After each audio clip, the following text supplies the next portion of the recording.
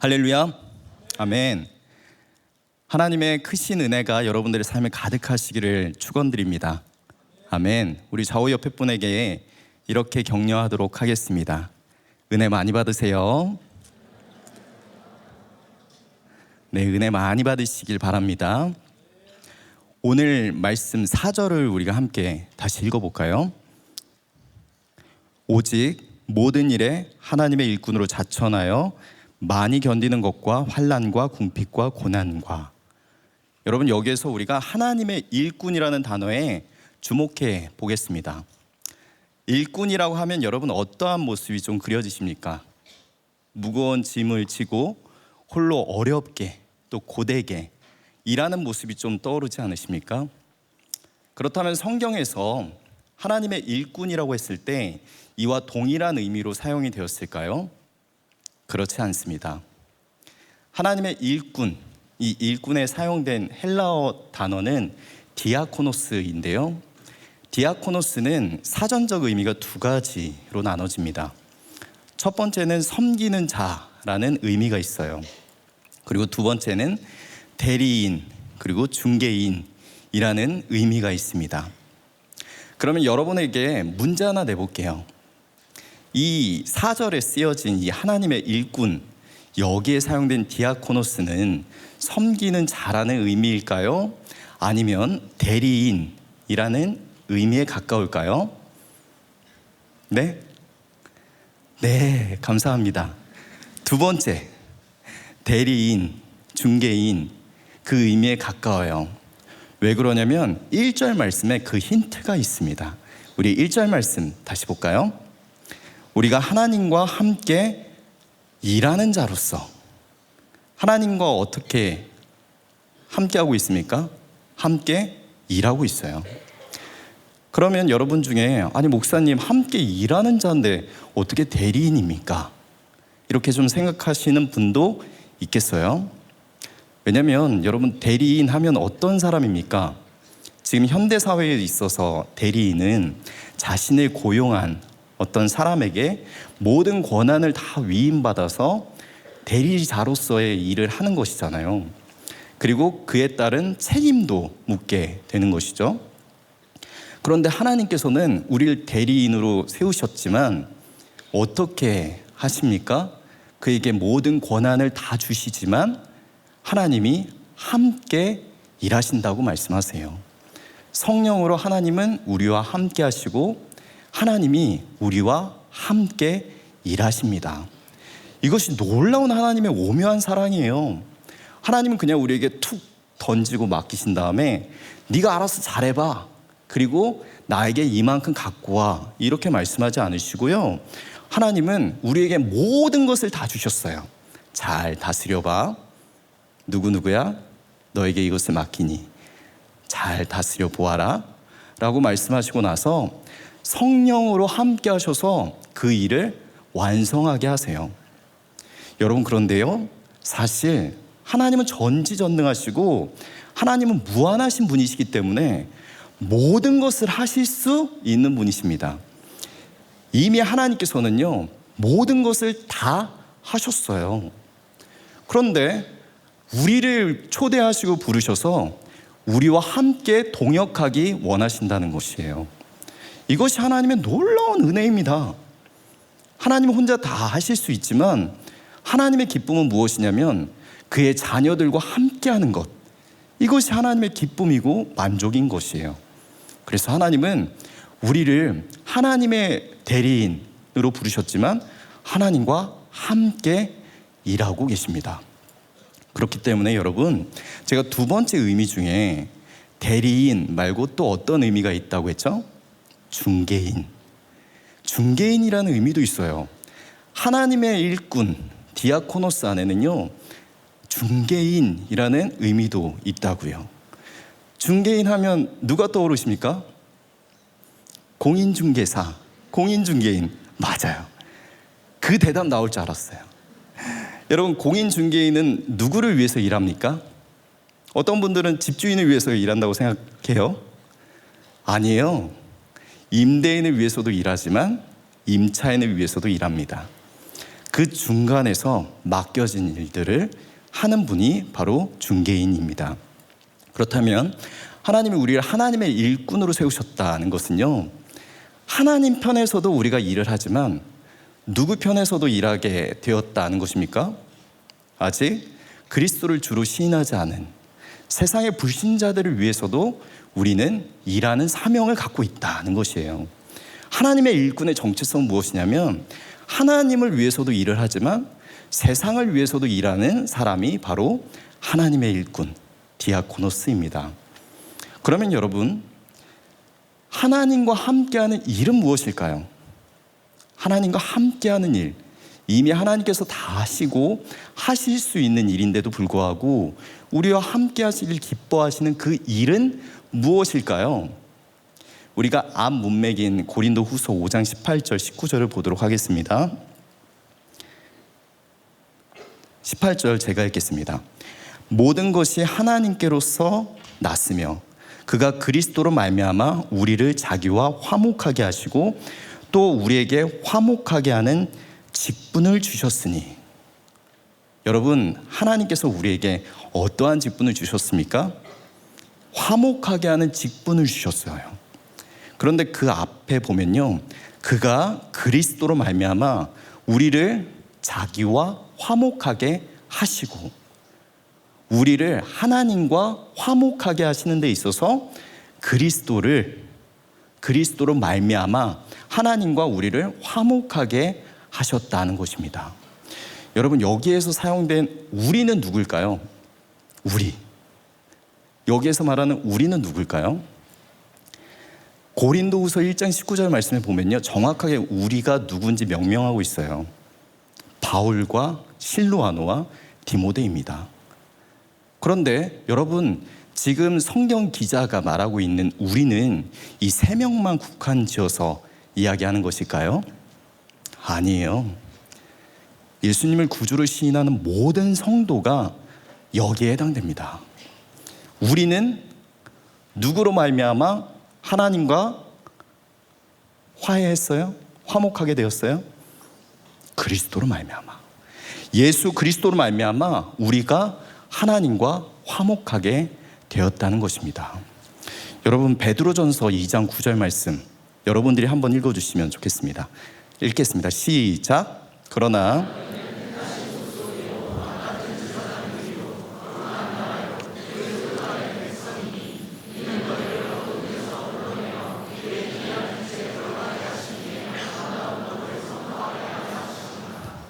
아멘. 여러분은 성도의 정체성이 나타나 있는 구절입니다. 너희는 택하신 족속이요 그리고 왕같은 무엇이다? 제사장들이요. 여러분, 제사장이 하는 일은 무엇입니까? 이스라엘의 구약의 제사법을 보면요, 제사장이 했던 일, 그것은 바로 하나님과 이스라엘 백성 사이에서 하나님께 제사를 드리는 일을 담당을 한 사람들입니다. 그러면 여러분, 제사가 갖는 의미는 무엇일까요? 하나님께 영광과 경배를 올려드리는 의미도 있고요, 그리고 개인의 죄에 대한 회개와 속죄의 의미도 그 안에 있습니다. 감사와 찬양의 의미도 있고요. 그런데 우리가 잊어서는 안 되는 한 가지 또 다른 목적이 있어요. 그것은 무엇이냐면 화목이에요. 하나님과 이스라엘 관계에 있어서의 화목, 그 화목을 다시 이뤄내는 것이 바로 제사의 의미입니다. 제사장은 무엇을 했어요? 다시 화목케 하는 그 일을 맡았던 사람이 바로 제사장입니다. 다시 우리가 고린도서 5장 19절 말씀으로 가보도록 하겠습니다. 여러분들이 한번 읽어주세요. 시작. 곧 하나님께서 그리스도 안에 계시사 그들의 죄를 그들에게 돌리지 아니하시고 화목하게 하는 말씀을 우리에게 부탁하셨느니라. 아멘. 여러분, 여기에 정말 은혜로운 말씀이 있어요. 어떤 말씀이냐면 중간에 보면 그들의 죄를 그들에게 돌리지 아니하시고, 그들은 누구입니까? 우리예요, 우리. 우리의 죄를 우리에게 돌리지 않으셨다는 말씀입니다. 그러면 누구에게 돌리셨어요? 독생자, 아들 예수 그리스도께 모든 죄를 담당시키셔서 우리의 모든 죄를, 인간의 모든 죄를 다 담당시키셔서 십자가에서 화목제물로 하나님께 드려졌습니다. 예수 그리스도의 십자가의 사건은 다시금 하나님께 우리를 화목한 그 관계로 초대하는 자리였습니다. 예수님의 십자가의 희생이 없으면 우리는 하나님과 지금도 화목하지 않은 단절된 관계로 살아갔을 것이에요. 그런데 예수 그리스도의 십자가의 은혜로 말미암아 우리는 하나님과 화목하게 되었습니다. 그런데 여러분, 하나님의 도전은 여기서 끝나는 게 아니에요. 예수님을 믿고 구원받는 것으로 끝나는 것이 아닙니다. 우리에게 놀라운 사명을 주셨는데 그 사명은 무엇입니까? 화목하게 하는 직분이라는 거예요. 우리 모든 성도는 화목해야 하는 사명을 부여받은 자라는 것입니다. 누구와 누구 사이에서요? 하나님과 세상 사이에서 화목하게 하는 그 일을 우리가 담당하고 있다고요. 여러분 좀 부담되십니까? 나는 화목하지 않은데, 난 기본적으로 화목한 사람이 아닌데요, 목사님. 어쩔 수 없어요. 하나님이 그렇게 부르셨으면 화목하게 하려고 살아야 돼요. 여러분, 이 화목이 그냥 다른 사람과의 친절함 속에서의 관계가 좋아지는 그 화목 아닌 거 아시죠? 예수 그리스도의 복음으로 말미암아 하나님과 세상 사이에서 그 화목의 관계를 다시 회복시켜주는 일, 바로 예수 그리스도를 전하는 선교적 삶을 사는 것 자체가 화목의 삶입니다. 그런데 여러분, 이렇게 화목을 이루며 살아가는 것이 쉬울까요? 어려울까요? 어려워요, 어려워. 얼마나 어렵냐면 오늘 성경 본문에서도 똑같이 기록이 되어 있어요. 어렵다, 이렇게요. 다시 6장 본문으로 돌아가서요,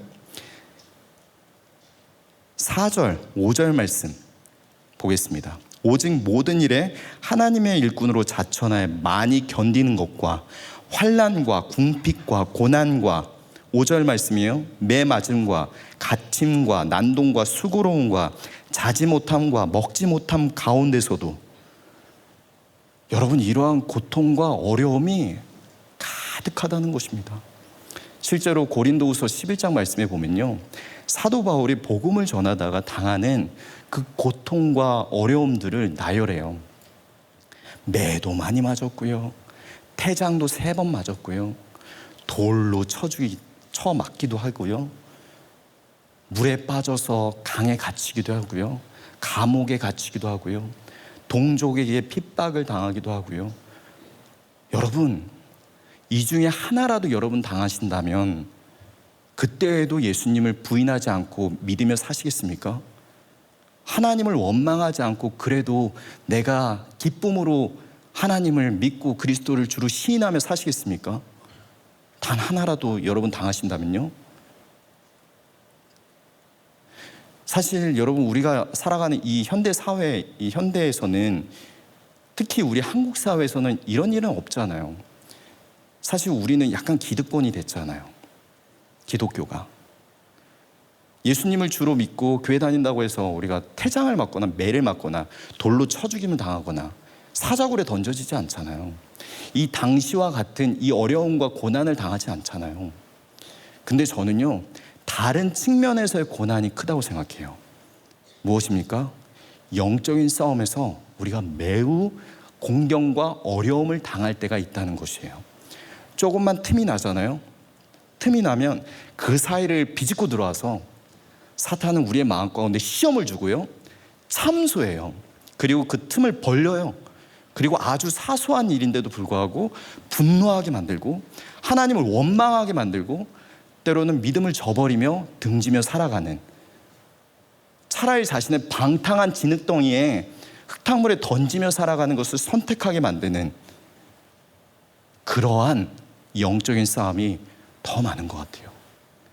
더 많은 유혹과 더 많은 영적 싸움에 우리가 처해져 있다고 생각합니다. 그런데 여러분, 우리가 그 다음 말씀에 보면 우리가 놀라운 교훈의 말씀을 주어요. 우리가 6절 함께 읽어보겠습니다. 시작. 깨끗함과 지식과 오래 참음과 자비함과 성령의 감화와 거짓이 없는 사랑과. 여러분, 사도 바울이 이렇게 많은 고난을 당했지만 어떠한 삶을 살았습니까? 깨끗한 삶을 살았어요. 거룩하고 경건한 삶을 살았어요. 여러분, 그런 적 없으십니까? 저는 좀 있어요. 너무 힘들고 영적으로 막 지쳐 있을 때, 탈진해 있을 때 어떤 유혹이 좀 들어옵니까? 오늘 하루는 좀 나답게 살래, 좀 자유롭게 좀 있고 싶어, 이런 마음 좀 들지 않습니까? 저만 그런가요? 하나님, 오늘 한 번만 눈 감아주세요. 저 오늘 한 번 타락할게요. 이런 마음 안 가지시죠? 안 가지실 거라 좀 믿어요. 근데 평소에는 우리가 괜찮아요. 근데 고난이 막 쓰나미처럼 밀려오고요, 어려움이 막 계속 따블로 계속 와요. 평소에 한 방 맞으면은 괜찮은데 계속 단타로 맞으니까 아파요. 하나님 등지고 싶어요. 그러면 그때 하나님, 나 오늘 그냥 내 마음대로 할게요. 나 그냥 오늘 화낼게요. 분노할게요. 하나님, 나 오늘 한번 넘어질게요. 이럴 수 있다는 거예요. 그런데 사도 바울은 어떻게 했어요? 깨끗했어요. 그래서 여러분, 이 말씀이 여러분들한테 큰 도전이 되시길 바라요. 어려움이 오잖아요. 고난이 막 찾아오고 막 별의별 일들이, 내가 도무지 상상할 수 없었던 일들이 막 닥쳐오잖아요. 예상치 못한 결과들이 막 나한테 다가오면요, 그때 어떻게 해야 되냐면, 이거는 영적인 싸움이구나 라고 딱 판단하신 다음에 곧장 하나님 품에 안겨야 돼요. 그리스도인들은 반대 정신을 갖고 살아야 돼요. 반대 정신이 무엇이냐면, 내가 고난이 왔다고 해서 그 고난과 맞서 싸우려고 하면 안 돼요.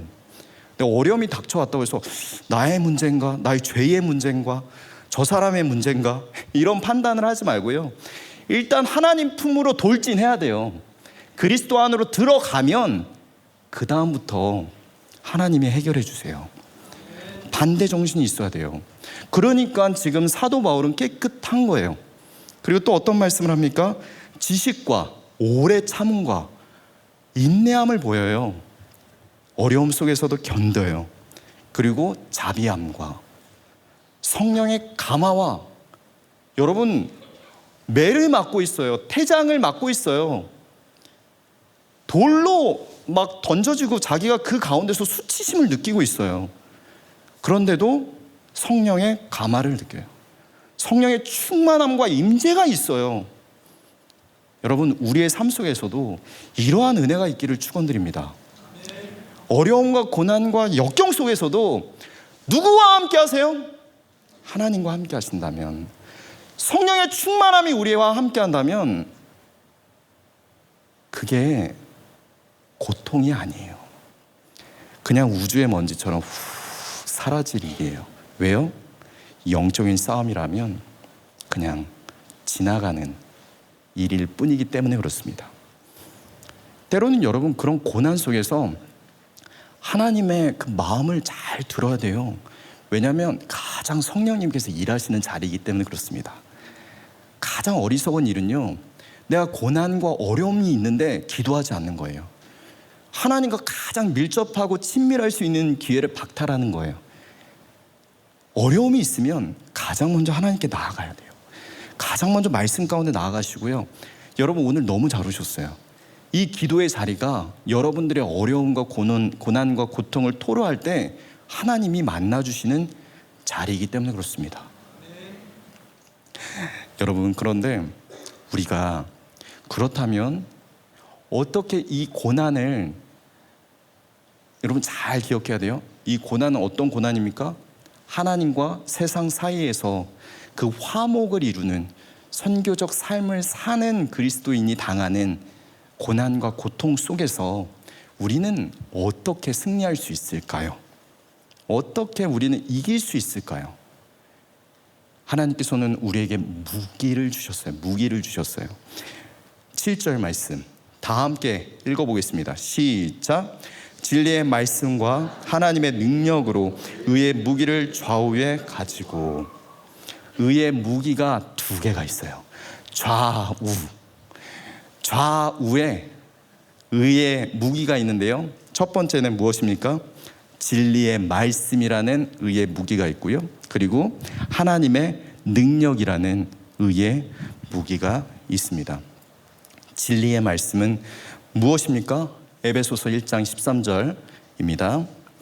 그 안에서 너희도 진리의 말씀 곧 너희의 구원의 복음을 듣고 그 안에서 또한 믿어 약속의 성령으로 인치심을 받았으니. 진리의 말씀은 곧 무엇입니까? 구원의 복음입니다. 구원의 복음이 우리의 의의 무기입니다. 왜 그렇습니까? 예수님께서 십자가에서 죽으시고 부활하심으로 우리를 하나님의 자녀 삼아 주셨기 때문에 그렇습니다. 이 땅에서는 인간의 죄와 타락으로 인해서 이유를 알 수 없는 어려움과 복음을 전하다가 당하는 순환과 역경이 있을 수 있어요. 그리스도인답게 살아가며 선택하며 살아갈 때 의도치 않게 받는 그런 비난과 사탄의 참소와 문제가 생길 수 있어요. 여러 병들과 질병과 여러 환난이 나를 계속적으로 궁지에 모는 것과 같은 때가 많이 있어요. 그러나 여러분, 우리가 예수님을 믿는다면 우리는 누구의 품 안에 있는 것입니까? 이미 하나님의 품 안에 있는 것입니다.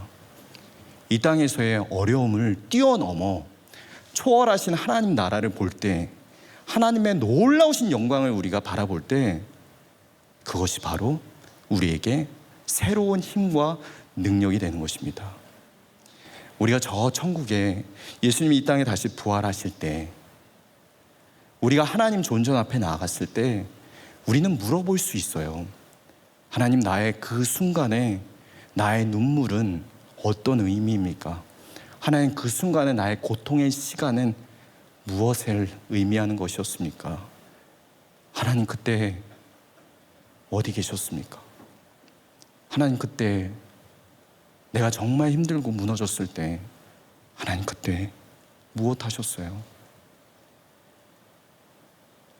하나님은 우리의 눈물을 닦아주시고 우리를 안아주시고 위로하십니다. 그리고 지금도 성령을 통해서 우리 안에 내주하시는 그 성령님께서 우리를 위로하세요. 우리를 다시 회복시키시고 성도로 살아갈 수 있는 용기를 부어주세요. 담대함을 주십니다. 여러분, 결코 무너지지 마세요. 여러분, 결코 포기하지 마세요. 하나님은 지금도 살아계셔서 여러분과 함께 일하고 계십니다. 그래서 계시록 7장 17절 말씀입니다. 함께 읽어볼게요. 시작. 이는 보좌 가운데에 계신 어린 양이 그들의 목자가 되사 생명수 샘으로 인도하시고 하나님께서 그들의 눈에서 모든 눈물을 씻어 주실 것입니다. 아멘. 여러분, 이 말씀을 믿으시기를 바랍니다. 이 진리의 말씀을 믿고 여러분들이 지금 당하고 있는 그 고통 속에서 절대 무너지지 말고 하나님을 바라보며 일어나시길 바랍니다. 다시 걸으시길 바라요. 다시 소생되어서 하나님의 영광을 위해 살아가는 하나님의 자녀들이 되시길 축원드립니다. 두 번째는요, 하나님의 능력입니다. 하나님의 능력이라는 의의 무기를 하나님 우리에게 주셨어요. 그런데 이 하나님의 능력은 무엇일까 했을 때, 하나님은 전지전능하시다, 하나님은 위대하시다, 하나님이 힘이 세시다, 이런 능력으로 오해할 수 있어요. 그런데 여러분, 그 다음 구절을 우리가 좀 볼까요? 하나님의 놀라운 능력이 나타나는데요, 8절부터 10절 제가 좀 끊어가면서 읽어보겠습니다. 영광과 욕됨으로 그러했으며 악한 이름과 아름다운 이름으로 그러했느니라. 우리는 속이는 자 같으나 참되고 무명한 자 같으나 유명한 자요, 죽은 자 같으나 보라 우리가 살아있고 징계를 받는 자 같으나 죽임을 당하지 아니하고 근심하는 자 같으나 항상 기뻐하고 가난한 자 같으나 많은 사람을 부유하게 하고 아무것도 없는 자 같으나 모든 것을 가진 자로다. 할렐루야. 여러분, 이것이 놀라운 하나님의 역설적인 능력이에요. 인간이 당하는, 성도가 당하는 삶에서의 양면성을 보여주는데요, 이 땅에서의 사람들은 우리에게 이렇게 이야기할 수 있어요. 너 정말 무명해. 하지만 하나님 나라에서 우리는 믿음을 지키고 살아가는 성도를 하나님은 주목하고 계세요. 그리고 모든 천군 천사들이 우리를 응원하고 있어요. 그래서 유명한 자예요. 그리고 죽은 자 같으나, 마치 이 땅에선 죽은 것 같은 삶을 살고 있어요. 매일 정말 고통 속에 신음을 하고 하나님 앞에서 끙끙 앓고 있는 그런 삶을 살고 있어요. 그런데 우리가 하나님 품 안에 있다는 것을 기억할 때 우리는 영생의 존재, 영원한 삶을 누리고 있는 살아있는 삶이라는 것입니다. 그리고 징계를 받는 자 같으나 죽임을 당하지 아니하고, 마치 이 땅에서는 징계를 받는 것과 같은 고통스러운 시간을 보내고 있지만 죽임을 당하지 않는 것과 같다. 근심하는 자 같으나 어떻게 해요? 어떠해요? 항상 기뻐해요. 가난한 자 같으나 많은 사람을 부유하게 하는 사람이다. 아무것도 없는 자 같으나 모든 것을 가진 자다. 여러분, 하나님의 놀라운 능력은 역설적인 면이 있어요. 세상과 반대되는 하나님의 능력입니다. 예수님은 하나님의 아들이시지만 이 땅에 내려오셨어요. 이게 역설이에요. 낮고 낮은 그 땅에 하나님의 아들이 내려오셨어요. 그리고 우리를 위해서 십자가에 죽으셨어요. 십자가에서 죽으심으로 끝나는 게 아니에요. 이 땅에서는 죽음이 끝인 줄 알았어요. 그런데 놀라운 하나님의 능력의 역설은 죽은 자 가운데서 예수님을 다시 부활케 하셨어요. 이것이 역설이에요. 여러분, 하나님의 능력은 가장 약할 때 강함되세요. 가장 연약할 때 하나님의 도움은 가장 커요. 가장 신음소리에 있을 때 하나님은 우레와 같은 소리로 우리에게 다가오세요. 이게 놀라운 하나님의 능력입니다. 고통 속에서 신음하고 있을 때 아무도, 어떠한 사람도 나에게 손 내미는 사람이 없어요. 근데 하나님만 내 손을 잡고 계세요. 이게 하나님의 능력의 역설적인 면입니다. 사랑하는 여러분, 이 하나님의 놀라운 사랑을, 그 능력을 여러분들 꼭 기억하시기 바라요. 고린도후서 12장 9절 말씀이에요. 나에게 이르시기를 내 은혜가 내게 족하도다. 하나님께서 사도 바울에게 이렇게 말씀했다는 거예요. 내 은혜가 내게 족하도다. 이는 내 능력이 약한 데서 온전하여 짐이라. 지금 사도 바울은 어떻게 고백하고 있어요? 내 능력이 약한 데서 온전해진다. 사도 바울은 하나님의 능력의 역설적인 면을 알고 있는 거예요. 나의 가장 약함 가운데 하나님은 강함을 주시는구나. 나를 온전케 하시는구나.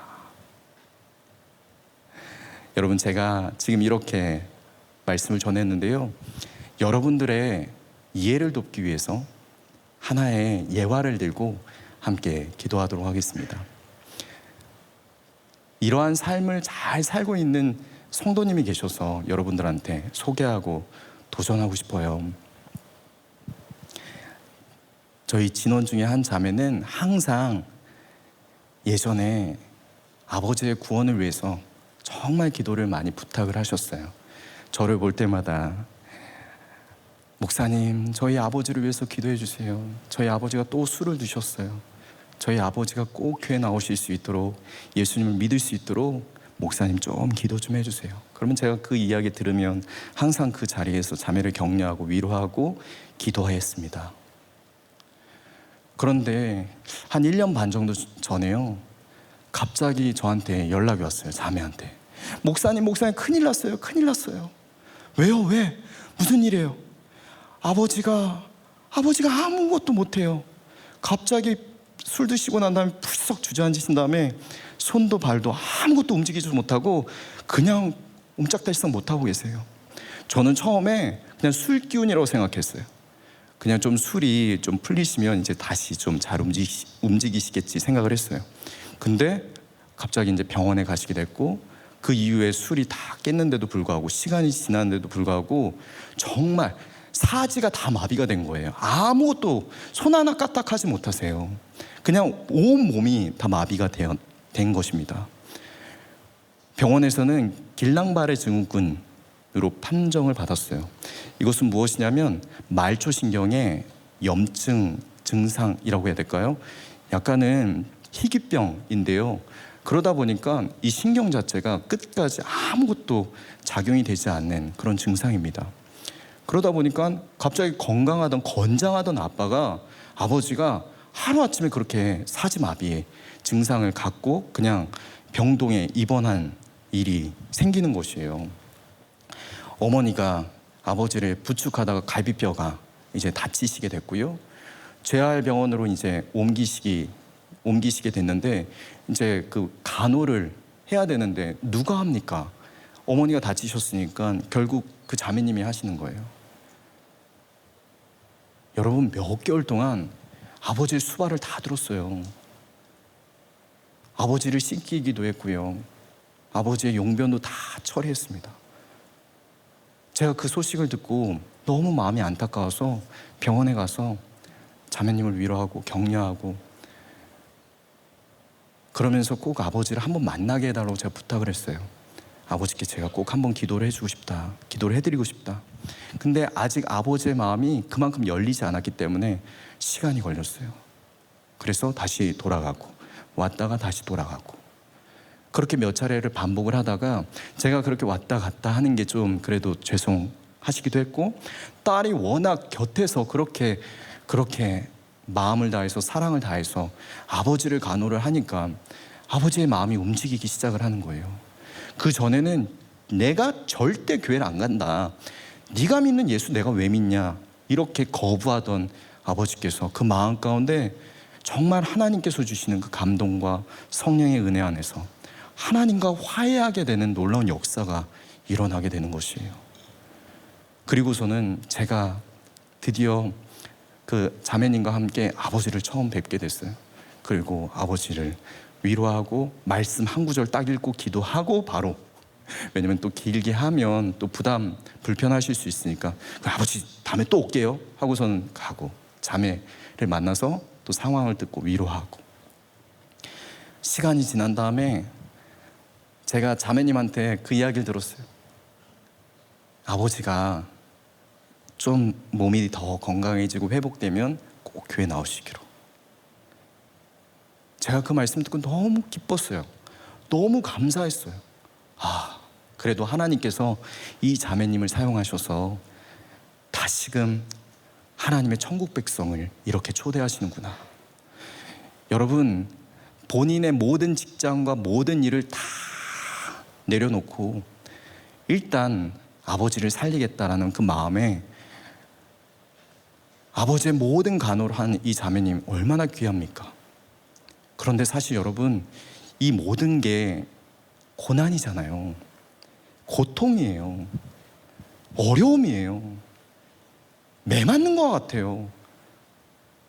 굳이 내가 당하지 않아도 될 억울한 일이잖아요, 사실. 귀한 자매님이 자신의 모든 것을 다 내려놓고 아버지를 병간호하는 거, 이거 정말 어려운 일이에요. 제가 얼마나 칭찬했는지 몰라요. 효자다. 효자가 아니죠. 효녀다. 그런데도요, 이 자매님은 지금도 그래요. 항상 말씀 보기에 힘쓰고, 항상 기도의 자리에 사모하고요, 항상 하나님을 갈망해요. 하나님의 은혜를 구해요. 만약에 저 같았으면 하나님 너무한 거 아니에요? 이러고 하나님 등질 수도 있었을 것 같아요. 그런데 끝까지 하나님을 붙잡고 하나님께 매달리는 그 모습에 여러분, 하나님 얼마나 기뻐하시겠습니까? 하나님 얼마나 하나님 기뻐하시겠어요? 사랑하는 여러분, 우리의 삶에서도 하나님 여러분들을 지키고 보호하고 있다는 것을 기억하시기 바랍니다. 그리고 또 우리의 정체성이 어디에 있어요? 하나님과 세상 사이에서 화목을 이루는 그 정체성을 우리에게 주셨다는 것도 기억하시길 바라요. 이 시간 우리가 함께 찬양하고 기도하겠습니다. 성도의 노래 함께 찬양하겠습니다.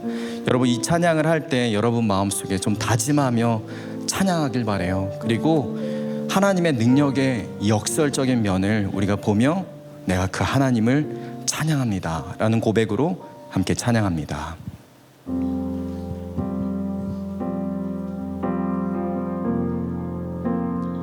환난과 난과 고난 수고로움 속에도 성도는 그 믿음을 지켰네. 주를 섬기는 일에 자신을 나들이며 진리의 말씀과 생명으로 그 길을 걸었네. 환난, 가난, 고난, 가난과 고난 수고로움 속에도 성도는 그 믿음을 지켰네. 주를 섬기는 일에 자신을 나들이며 진리의 말씀과 성령으로 그 길을 걸었네. 그리스도 안에서 새롭게 하시고 그리스도로 인하여 자유케 되었네. 자, 우리 함께 고백합니다. 우리는 무명하다 유명한 자요. 죽음의 위기 속에도 참 생명 가졌고 그 쉼 하나 기뻐하며 하나하나 다른 일을 부욕케 하는 자 우리는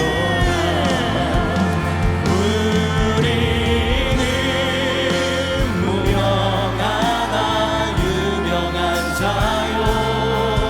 죽음의 위기 속에도 참 생명 가졌고 그 쉼 하나 기뻐하며 하나하나 다른 일을 부욕케 하는 자. 우리 두 손을 높이 들고 믿음으로 찬양합니다. 우리는 무명하나 유명한 자요. 죽음의 위기 속에도 참 생명 가졌고 그 쉼 하나 기뻐하며 하나하나 다른 일을 부욕케 하는 자. 모든 것 가진 자로다. 모든 것 가진 자. 자, 우리 한 번 더. 모든 것 가진 자로다. 모든 것 가진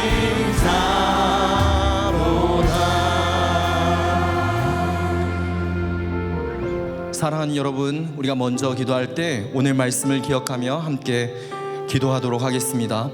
하나님과 세상을 화목하게 하는 성도로서 살아가도록, 또한 고난 속에서 구원의 복음과 하나님의 능력으로 사는 우리 모두가 될 수 있게 해달라고 우리 주여 한번 외치고 기도하겠습니다. 주여